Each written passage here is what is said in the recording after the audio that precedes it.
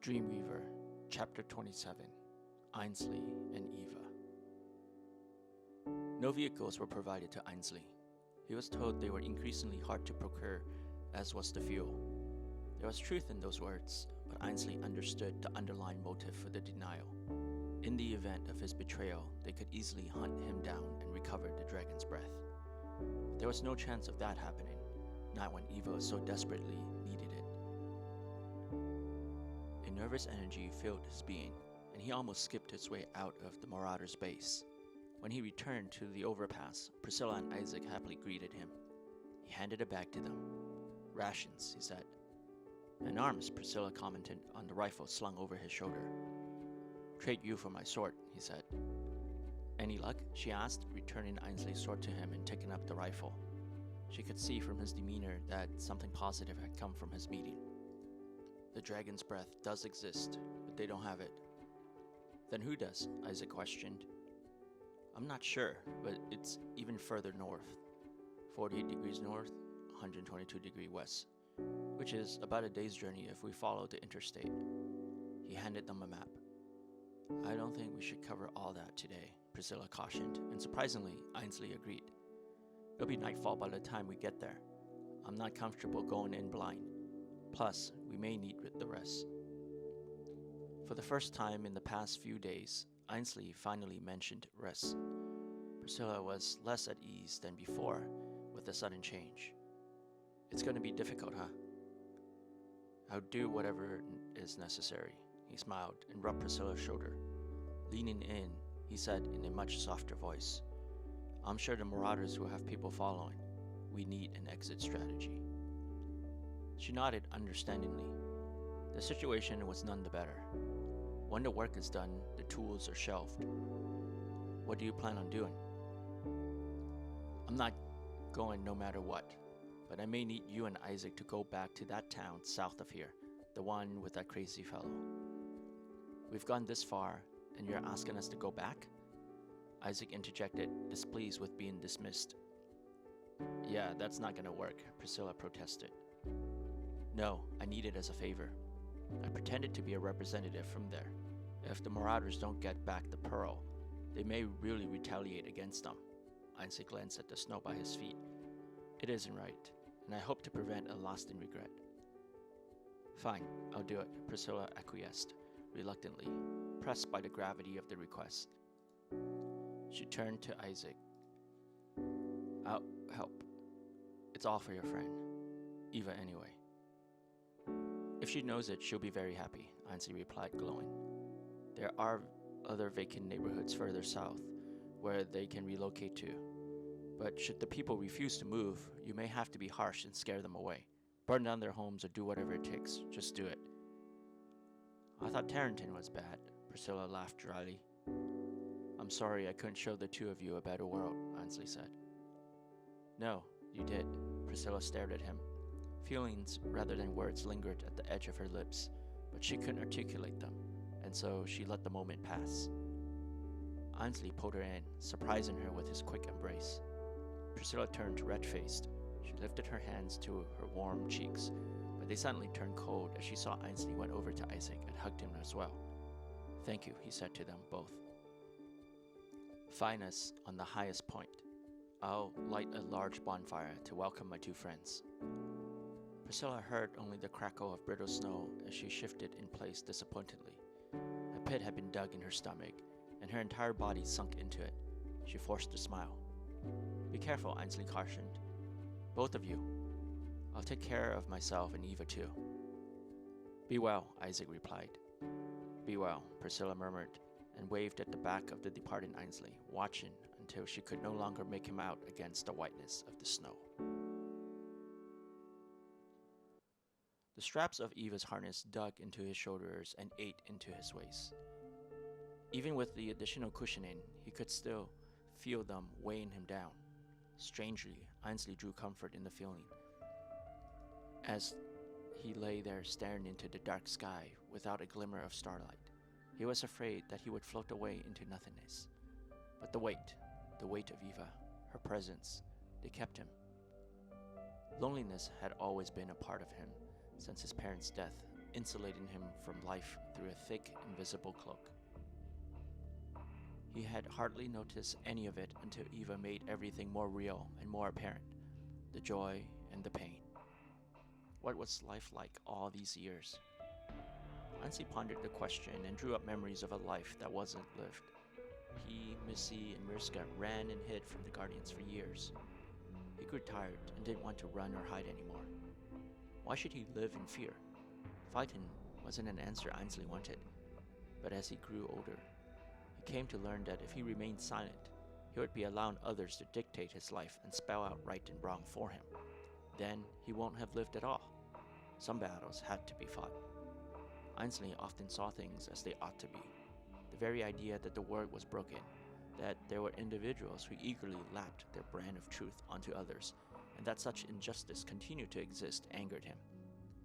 There was more than one perspective of the world. To impose one over another was unacceptable to him. This was unfairness. Perhaps that was why Eva's single wish to live so etched itself in his heart.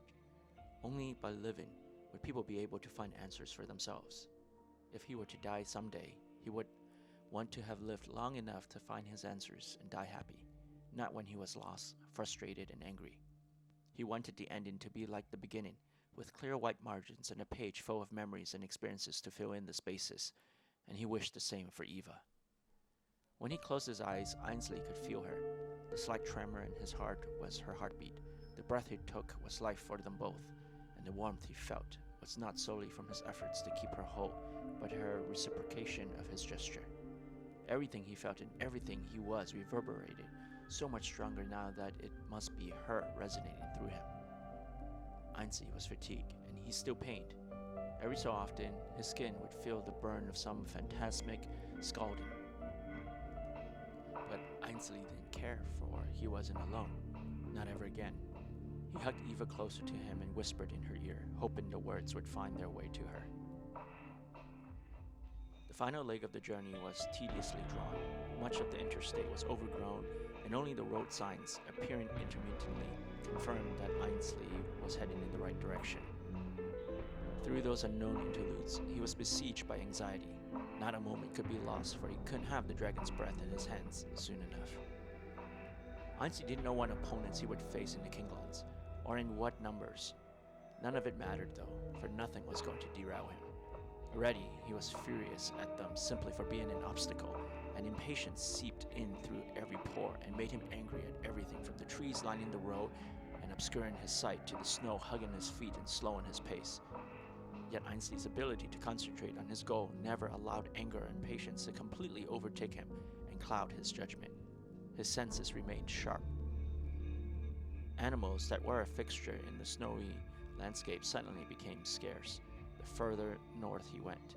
Soon his feet smashed onto sludge, and some distance more the entire interstate was reviewed as the snow receded, leaving behind smudges of wetness like in the aftermath of rain.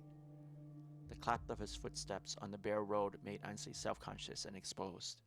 He listened, imagining the sound of snapping branches, footfalls, and the rough rustle of clothes against snarling barks. But what his ears couldn't tell him, his instincts did, and he found out why. What must have been the Marauders' former base camp lay completely destroyed. There were no burnt piles of crumbling wood or fragmented pieces of bricks and cement that would suggest the semblance of a house or a road. Ainsley recalled seeing wood dust near the foot of a shelf, infested with termites. His father soon placed it far out in the front lawn to await disposal. The insect's destructiveness invoked both fear and awe that still resonated to this day. Lying before him now were piles upon piles of cinders and powdery ashes, the very remnants of a town.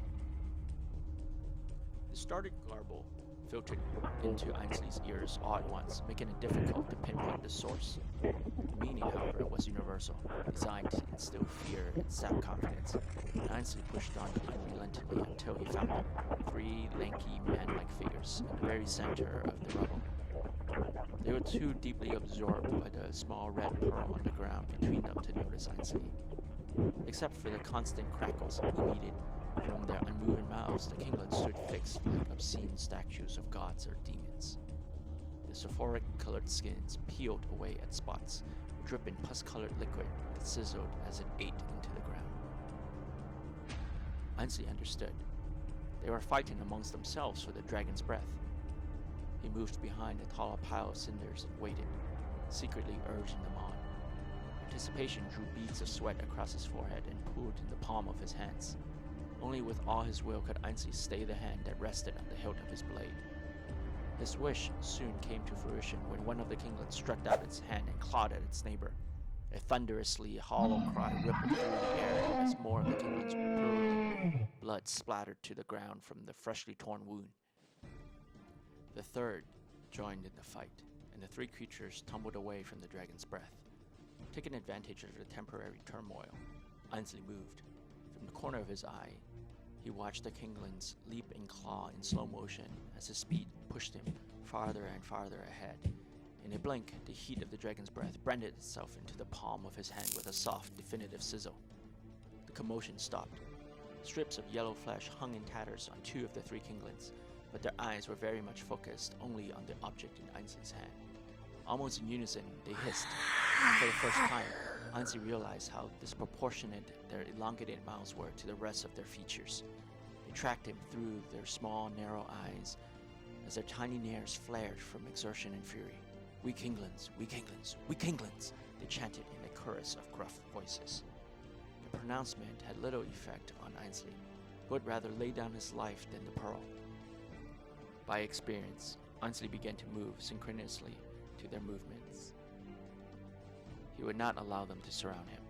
The sword had already clicked free of the scabbard, its spine peeking out, concentrating the weak light into a sharp reflection. He saw one of their clawed hands stretched out toward him, and immediately his blade whipped out, scattering light in a tempestuous wave of white. The kinglets separated, and Ainsley dashed at the nearest one, his blade flashing like lightning. Forced into a defensive, the trapped kinglet displayed amazing speed and accuracy as it flicked away every stroke of the sword with its hardened claws. Ainsley was forced to spin away from his opponent when he felt movement from his rear. One of the other kinglets made an attempt at Eva, and Ainsley countered the blow with a backward swipe of his sword. The creature had moved away fast enough to avoid the slash, but not the thrust that immediately followed. Ainsley's sword dug into its flesh. The kinglet set its clawed feet into the ground, peeling away the road as it tried in vain to hold against Ainsley's furious push. Ainsley stopped abruptly, stomping the ground. A powerful burst ejected the creature from his sword, and it tumbled into a pile of ashes and set about a downpour of flakes in a large explosion. Undaunted, the other two kinglets attacked him simultaneously. Ainsley swiftly retreated, moving in a circular pattern that continuously positioned Eva out of harm's way. The physical toil of the fight started to weigh him down, enough to slow him half a step, and provided the kinglets with an opening. When Ainsley detected the slight stir to his flank, the kinglet's large talon had already dug into his flesh, drawn a spurt of blood. Unable to raise his sword, Ainsley twisted to the side, ripping cloth and skin off his right shoulder, and with his fisted hand that held the dragon's breath, threw a devastating combination of punches around the creature, cracking and crushing the bones, until it dropped onto the ground in a boneless heap of skin, fat, and muscle. A thick rivulet of blood traveled down Ainsley's arm to the tips of his fingers, where they dripped in heavy, viscous strands. Ainsley exhaled and dropped to one knee.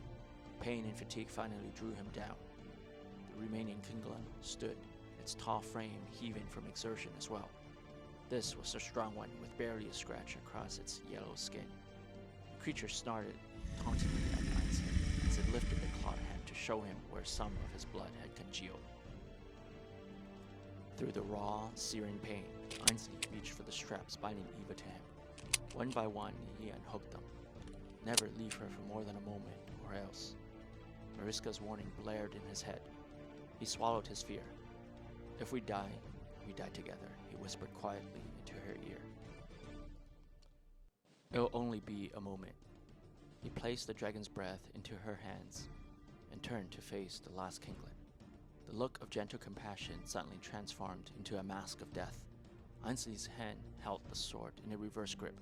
Slowly he turned the blade, changing the angle of the spine until a band of light flashed across the creature's eyes, momentarily blinding it. When he looked again, Ainsley was gone. A layer of black fume engulfed Ainsley's body and swirled hungrily around, eager to lap up the taste of battle. A thunderous crack split the heavens and the ground where the kinglet stood, cracked at the onset of the blows, the only evidence of Ainsley's presence as he moved with invisible speed. There were no loud screams or soft moans to mark the death of the kinglet. Its body simply slid apart, flesh and blood mingled in a small, gelatinous pool on the ground. Ainsley cast aside his sword and collapsed by Eva's side, his breathing noticeably short and hurried. He felt for her hands. They were warm. A weak sigh of relief escaped his lips.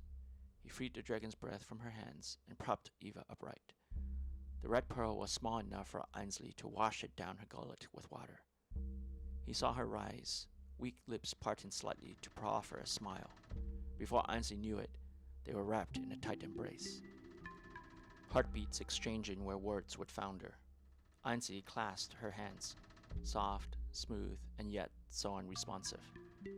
Reality was a harsh contrast from what he had imagined innumerable times since the journey's first steps.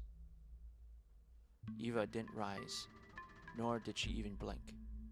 Ainsley fumbled desperately around her neck for a pulse and found a weak wave pushing lightly against his fingertips.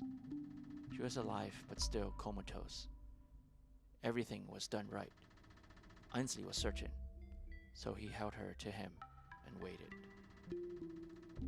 The mountain trail was steep, but not impossible to climb, and Ainsley was thankful for the diversion. He promised to meet Priscilla and Isaac on the tallest peak, and though the mountain wasn't outrageously high, it was tall enough that his smoke signal would be seen miles around. The climb gave him something to do, too, besides just waiting. He was almost sad to have already reached the peak. From here, he could make out the shoreline. Whether it was the effect of the warm ocean current or the power of the dragon's breath, but as far as Ainsley could see, not a speck of snow was in sight. He produced a fire and sat with Eva in his arms, waiting and watching. His entire world condensed into a throbbing ball of sensation. He watched her for movement. He listened for any changes in her breathing. He felt her hands for warmth. All the while, the sourness of anticipation lingered on his tongue as the sweet scent of Eva constantly beckoned him to save her and bring her out of her inner prison. The bane of waiting wore on, opening the doors of his heart and mind to doubt. He could have looked to a higher power for assistance, to restore the confidence in his soul, but Ainsley didn't. Incertitude was something self-constructed, and it had to be self-relieved. As long as they were alive, Ainsley told himself, there was hope. Hope is for the living. He would find a way to bring Eva back if the dragon's breath failed to do so. Just then, he felt something stir. A movement so infinitesimally slight that Ainsley brushed it off as the misfiring of his shoddy nerves. But the voice, weak and hoarse from disuse, could not be dismissed. It plucked Ainsley out from despair and thrust him headlong into exultation. Ainsley checked himself, however. Turning her around, he cupped her cheeks and felt them burn slightly against his open palms. Her eyes were still closed, but the eyelids strained to open. He heard her again. Ainsley? Eva's voice was splintered but unmistakable. He squeezed her hand reassuringly, encouraging her with his eyes and words. Yes, Ladybird. I think you slept long enough. Ainsley? She called again as tears squeezed through her shut eyes, washing away the pain that congealed them close. Eva lifted a hand to his face and gave it a light tap. What took you so long? Anyone can tell I've been waiting for you all along, he choked. Suddenly, Eva winced, prompting him to ask, Are you still hurting? You're hurt. She sat up, squinted against the light to get a better look at Ainsley's injured shoulder. I was hurt, he replied, gazing into her misty eyes. Feeling self-conscious, Eva turned from him and swiped away the remaining tears with the back of her hand, but Ainsley was persistent. He tucked his hand under her chin and gently drawn her back. You weren't this pretty before, he joked. Why, you... The motion was slow, instinctual, as if the force of nature eased him forth, and Ainsley did exactly that. He leaned in, pecked her lips timidly, and then withdrew slightly. Time slowed, and he was suspended there, attached to her by invisible threads that he knew would never unbind or be broken. In such proximity, he felt her warm breath fall heavily across his face, making his lips tremble anew. He kissed her again and again, meeting her softness tenderly, yearningly. Eva reciprocated passionately. It was their first kiss, but they did so as if it were their last, unwilling to part, afraid to separate. When Ainsley finally pulled away, Eva staggered to her feet and walked to the edge of the mountain. All her nerves felt denuded, magnifying every sensation and emotion a millionfold. She knew her face was burning red and her lips still tingled. Behind her, Ainsley moved. The loose gravel rattled and crunched under his feet. Eva's limbs disappeared, threatening to drop her onto the ground, but his firm embrace held her. So strong, she thought to herself. Eva could feel Ainsley's heartbeat against her back, pulsing and throbbing with such life. Indeed, it was a great feeling, to be alive. That tasted bitter, Ainsley said softly into her ears and turned her around. He already had a mischievous smile on his face. Let's do it again. Eva frowned and gave a meek attempt to push him away, but he pulled her back. As the silhouette of night drew across the horizon, all Eva could see was the sparkle in Ainsley's eyes before she could close her own. They kissed with equal urgency as before, and the warmth that Eva felt was a feeling that no amount of heat could ever produce. The cave was little more than a deep depression on the side of the mountain, but it was enough to offer concealment from the elements, especially the high-altitude winds. Leaning against the side of the wall, Ainsley sat facing Eva in the small, cozy space. His eyes lingered on her face, studied her every feature, and imprinted them into his heart and soul. With reluctance, they moved to the nape of her slender neck, down the soft Roman curves of her body made softer by the flickering campfire, across to the small, delicate hands, and down her shapely legs to her toes. She frowned. Why are you staring at me like that? So I'll never forget, he replied, and held her gaze. Suddenly, his handsome face contorted in pain. The scar. From the back of her right ear, extending about 3 inches down her neck, was a small, silvery scar that glimmered in the light. Normally, the area was hidden by her long mane, but as she was reclining, her hair drooped to one side, bearing her sad past. Fragments of it were familiar to Ainsley, though he didn't know what it was or how he had known. He felt sorry for bringing it up when he saw her lips droop and face twitch with heavy emotion. He moved over to her and held her hand. I'm sorry, he apologized. No, she said. Her voice was a strong contrast to her facial expressions. I have always subsisted like a parasite, taken from others so I can live. When I was 8, a man took me in, taught me even more about how to survive by showing me how to fight, how to cheat and lie, how to plan, how to escape. But most of all, Eva chewed her lips, eyes sparkling from the gush of bitter emotion, and she continued after a long pause. He gave me a look down the dark depths of the human animal.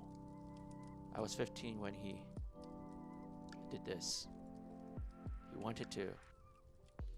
Ainsley held her, soaking up her tears and sadness. I killed him, she finished, but he didn't care about that man's fate. His finger ran over the jagged, raised edge of the scar, as if it would magically disappear with his touch. Then he reached over and kissed it, over and over again, because all he cared for was her. Why do you keep kissing me? She asked, grabbing his hands. To make the pain go away, so that no one will hurt you anymore, he smiled. She didn't say a thing more because she didn't need to. He already knew about her just as she did about him. Understanding was exchanged with every gaze and felt through every touch. The feelings she had for him were like awakened memories that were embedded in her from birth, from the very beginning of time. You went through so much, she said softly, and much more still. For someone you hardly know before? No, I've always known you. Black smoke coiled into the sky. From his position by the beach, Ainsley could still make it out. Visibility was certainly not a problem. But 3 days had already passed since he separated from Priscilla and Isaac. If they were lost or had trouble along the way, the journey would be longer. But by how much? Another 2 or 3 days? That was the question he ruminated over in his mind. He took the final bites out of the fried fish and threw the rest into the fire. "You worried about them?" Eva asked as she lay on the sand. Although she was visibly empathetic to Ainsley's concern, the effects of her recovery and reacquaintance with the world still lingered, and she simply glowed with refreshing delight. "We can go find them together. And if they get here late, we'll end up looking for each other. It's only been 3 days, right? So you might not have given them sufficient time to get here." "I hope that's the case." She understood. After all, they had just taken a prized possession of the marauders. The images of people strung across the forest and the garden were still fresh in Eva's mind. This was a very organized and very well-armed group of violent people. "After tomorrow, we'll go and search for them. I think 3 days is a bit short given such a long journey on foot. Not everyone is like you." Eva said the last part jokingly, but deep down she was seriously worried. While Ainsley was nursing her, she secretly kept watch on him. The mental and physical strain on his body was obvious. He was strong but not immortal. The pang of guilt pierced her heart, and she immediately recalled the words of the old seer. "You are like fire, and he would be your wood. Consume him, and he will give you life." It would have been so much better had there been a splash of sunlight, Ainsley said, jolting Eva out of her troubled thoughts. She smiled at him and turned toward the gray heaven, where dark clouds were overlapped by darker clouds. Eva tried to imagine what it would be like with a ray of golden sunlight piercing through. "Think of how wonderful it would be lying here, basking in the sun," he continued in his dreamy monologue. "Watching birds and seagulls fly by, and they being the only black spots against a light blue sky and a deep blue ocean. We'll point out the different patches of white fluffy clouds and try to make out what they are." "Have you ever flown?" Ainsley nodded. "Quite a few times. Each time, I'll take the window seat so I can stare out into the sky. There's something about the openness, the infiniteness, that draws me in, even as a little girl. Some people are afraid of it, but I'm not." "I can see that," Ainsley replied. "You can? You say what you will and do what you wish all the time. There are those who are afraid of all this freedom, but I'm glad you're not. What would you do, Ainsley, when the world finally heals?" He paused for a long time, eyes gazing into the foamy sea. "Maybe I won't be here then." Eva sealed his lips with hers. Then, as she withdrew, her brows knitted in sadness. "Don't say that." He smiled, slightly biting his lower lips as his imagination worked. "I'll get married to a well-bosomed woman with long flaxen mane and dementoid green eyes." Sounding nothing like a description of her, Eva rose and gave Ainsley a soft, playful kick. He rode to his side, reached out, and attempted to pull her down. She ran and he chased, and the words of the old seer were scattered like the sands under their feet. They spent the following day on a nearby hill, where there was more vegetation. Eva was amazed at how fast she was rediscovering her strength. From being wobbly and lightheaded on her feet to trekking up and down steep trails happened in a matter of days. Her excitement was dampened slightly by the noticeable signs of fatigue on Ainsley, but the thrill of discovery kept him going. While the forest was not particularly dense, it did offer a special treat. In one of the bushes, bright red blood drops were found. These were the fruits of a fern-like plant that had taken root in the midst of the all-around decay.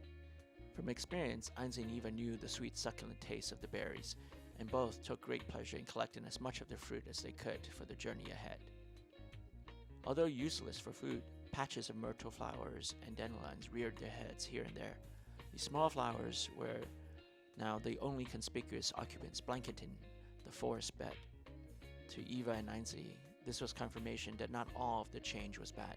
The earth still found ways to sustain and celebrate life. "Small miracles come first," Ainsley said. "I never thought I'd be happy to see dandelions." She plucked a parachute ball and blew away the seeds. "Just doing my part to help," she commented, and repeated the act once more with a nearby stalk.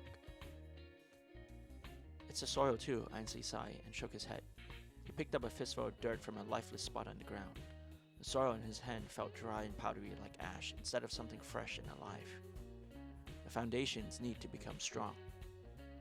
"Ainsley," Eva gently grabbed his arm. What about man? What are our foundations?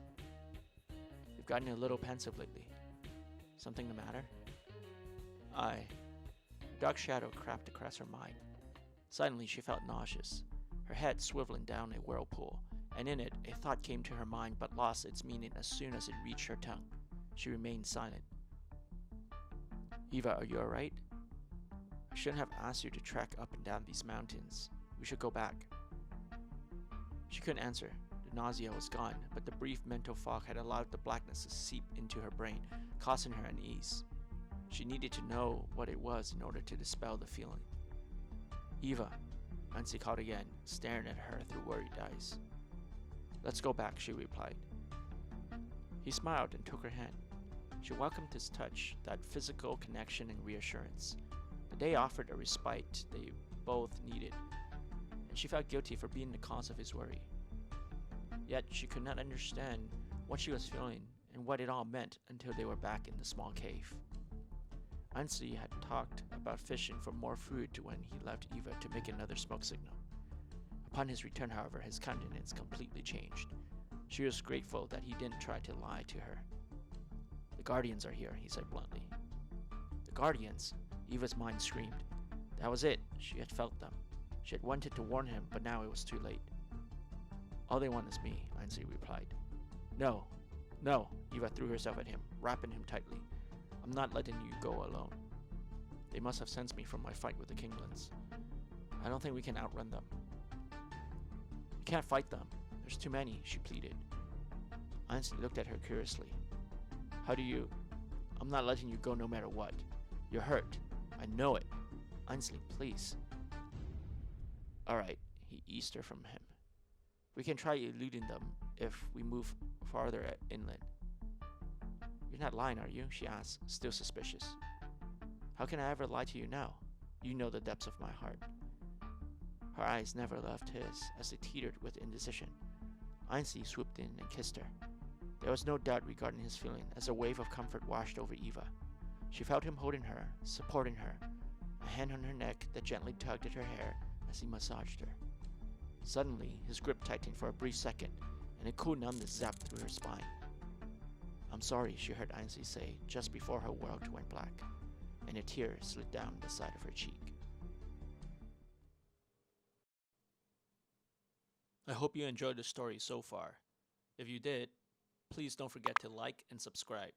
It means a lot to me as I'm a one-man show when it comes to writing, editing, and producing the audiobook, complete with sound effects and music. Thanks and have a great rest of your day.